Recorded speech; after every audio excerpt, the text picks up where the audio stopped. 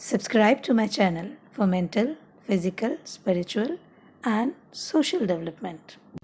एक और नया दिन, एक और दशहरा। हम सब बड़े उत्साही हैं कि आज फिर एक रावण को मारेंगे, बुराई पर अच्छाई की जीत का सांकेतिक अभ्यास करेंगे, खुश हो जाएंगे और सोचेंगे कि हाँ, अब हमारे आसपास से बुराई खत्म हो गई है क्योंकि हमने रावण के पुतले को जला दिया है। एक सवाल पूछूं क्या?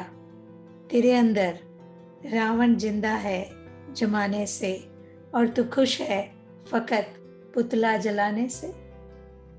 अब आप आश्चर्य करेंगे कि रावण आपके अंदर कैसे हो सकता है। बिल्कुल, रावण मेरे अंदर भी हो सकता है, आपके अंदर भी हो सकता है और बहुत सारे दूसरे लोगों के अंदर भी हो सकता है। और हम राम जी की विजय को समारोह के साथ तभी मना पाएंगे जब हम अपने अंदर के रावण को और उस रावण के 10 सिरों को एक एक करके निकाल बाहर करेंगे। तब इस सांकेतिक पुतला दहन का समारोह असल में मनाया जा सकेगा और आपके दिल और दिमाग पे से उन सारे रावण के सिरों को निकाल बाहर करने का आज से अच्छा मौका फिर कभी नहीं आएगा। राम जी ने तो अपनी प्रजा के जीवन से बुराई को, बुरे व्यक्ति को और दानव को निकाल बाहर किया था। तो एक एक करके आइए आप और हम भी अपने अंदर के उन सभी दानवों को निकाल बाहर करें। पहला, गुस्सा आता है आपको? यदि आता है तो मेरी बात ध्यान से सुनिए। माचिस की जो काड़ी होती है उससे हम चाहें तो अपने आसपास की हर एक चीज जला सकते हैं, लेकिन किसी और को जलाने के पहले उस माचिस की काड़ी को खुद जलना पड़ता है। इसी तरह जब आप गुस्सा करते हैं तो आपका गुस्सा किसी और को क्या नुकसान पहुंचाता है ये तो बात की बात है। उसके पहले आपके इंटरनल सिस्टम में वो गुस्सा नुकसान करता है, आग लगाता है, आपको परेशान करता है, आपको नुकसान करता है। किसी और को गुस्से की आग में जलाने के पहले आप खुद उस गुस्से की आग में जलते हैं, जिसका नुकसान कब तक और कहां तक होता है आपको समझ में भी नहीं आता। रावण के दूसरे सिर की बात करें तो जलन।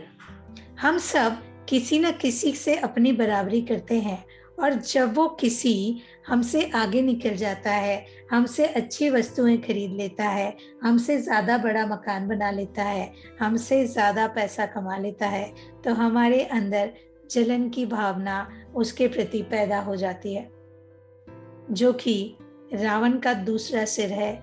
इसे निकालिए और अपने इंटरनल सिस्टम से बाहर कर दीजिए, क्योंकि सबका अपना अपना काम करने का तरीका है और आपका भी अपना काम करने का तरीका है।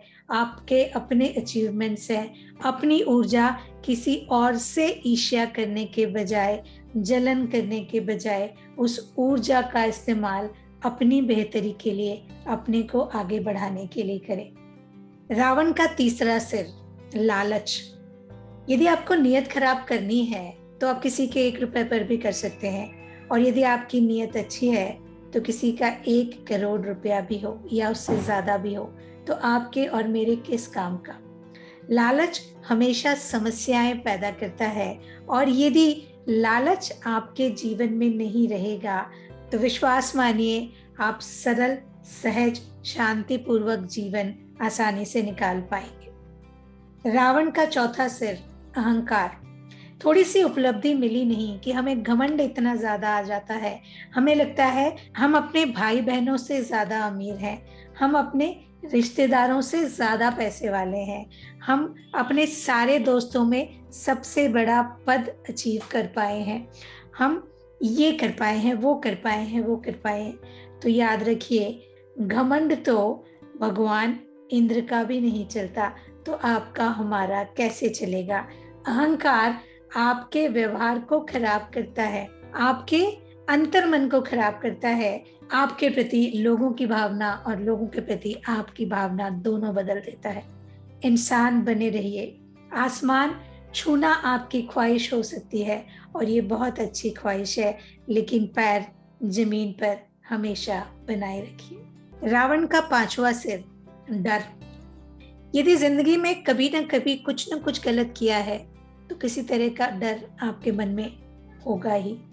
और कई बार पुरानी परिस्थितियों, पुरानी घटनाओं, पुराने निर्णयों के कारण भी किसी तरह के डर हमारे अंदर होते हैं। यदि कोई भी डर आपके मन में है, उससे लड़िए, उसका मुकाबला करिए, उसको बाहर निकालिए, क्योंकि यदि कोई भी डर आपके अंदर रह गया तो वो आपके आत्मविश्वास को कहीं ना कहीं कमजोर करेगा और आपके अचीवमेंट्स को, आपके लक्ष्य को आपके पास आने से रोक लेगा। रावण का छठा सिर, आलस। आज करे सो काल कर, काल करे सो परसों, इतनी भी क्या जल्दी है, जीना है कई बरसों। साथियों, परसों नरसों का तो पता नहीं, लेकिन हम में से किसी को भी नहीं मालूम कि कल सुबह आंख खुलेगी भी या नहीं। इसलिए जो करना है वो आज करना है और इस दोहे को बदलकर असली दोहे पे काम करना है कि काल करे सो आज कर, आज करे सो अब, पल में परलय होएगी, बहुरी करेगा कब। तो आज का काम आज ही, अभी का काम अभी ही, कोई आलस नहीं, कोई आलस नहीं। रावण का सातवां सिर, नफरत। एक छोटी सी साइंटिफिक जानकारी, एक छोटी सी वैज्ञानिक जानकारी इस मामले में आपको जानना बहुत जरूरी है कि यदि बहुत सालों तक किसी के प्रति आप नफरत को अपने मन में बिठाए रखते हैं, उसे किसी से कहते नहीं या अपने दिल से निकालते नहीं, तो आपको गंभीर किस्म की बीमारियां हो सकती हैं। किसी से नफरत करना ही क्यों है? इसलिए कि उसने आपके लिए बुरा बोला था, इसलिए कि उसने आपके साथ बुरा किया था, इसलिए कि उसने आपका आर्थिक नुकसान किया, इसलिए कि उसने आपका और किसी तरह का नुकसान किया। साथियों, जिस भी ईस्ट को आप मानते हैं या नहीं मानते, तो ये मानिए कोई ना कोई ऐसी शक्ति है जहां से इस दुनिया की शुरुआत हुई है। तो इस ब्रह्मांड की इतनी सारी ऊर्जा में से अच्छाई लीजिए और अपनी सारी नफरत अपने दिल और दिमाग से निकालकर इस ब्रह्मांड को समर्पित कर दीजिए, क्योंकि कोई यदि बुरा है, किसी ने यदि बुरा किया है, तो उसके कर्मों का लेखा जोखा उसके सामने आएगा। आप अपने कर्मों को, अपने विचारों को और अपनी भावनाओं को खराब क्यों करते हैं? रावण का आठवां सिर, हताशा। बहुत मेहनत करके कुछ काम शुरू किया था और जैसा अचीवमेंट चाहते थे वैसा नहीं मिला, तो हम बड़ी जल्दी निराश हो जाते हैं।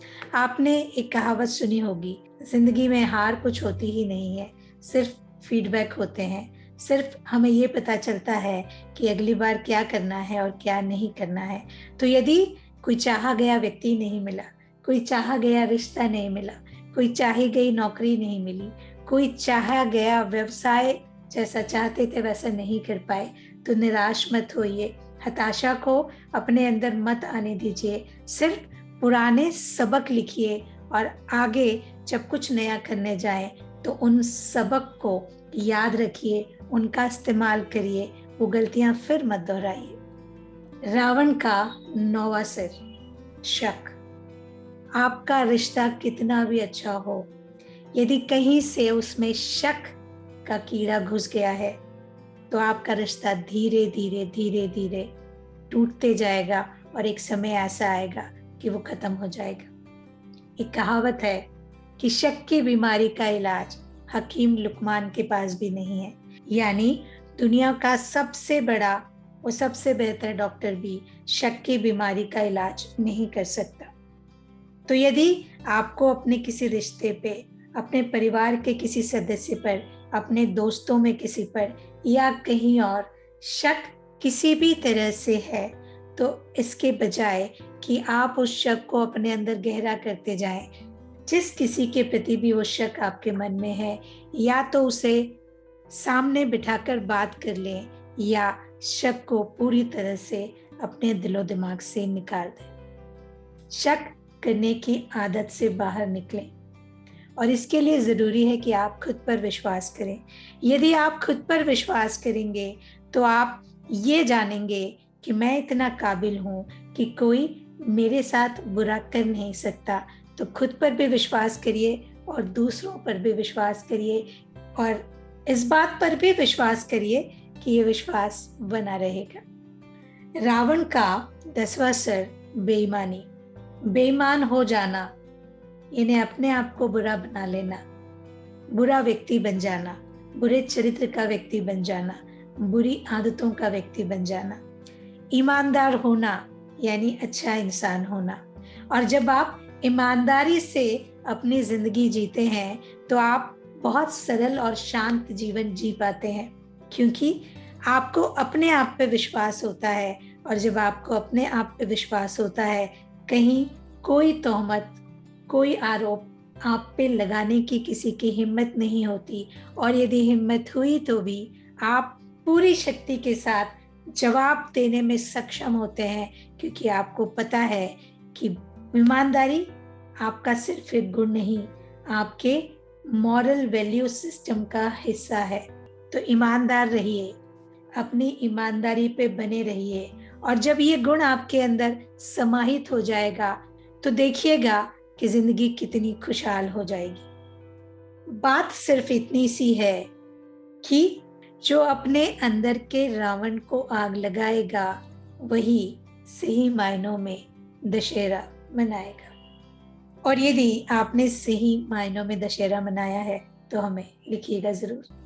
लिखते रहिएगा, बात करते रहिएगा, क्योंकि बात निकलेगी तो दूर तलक जाएगी।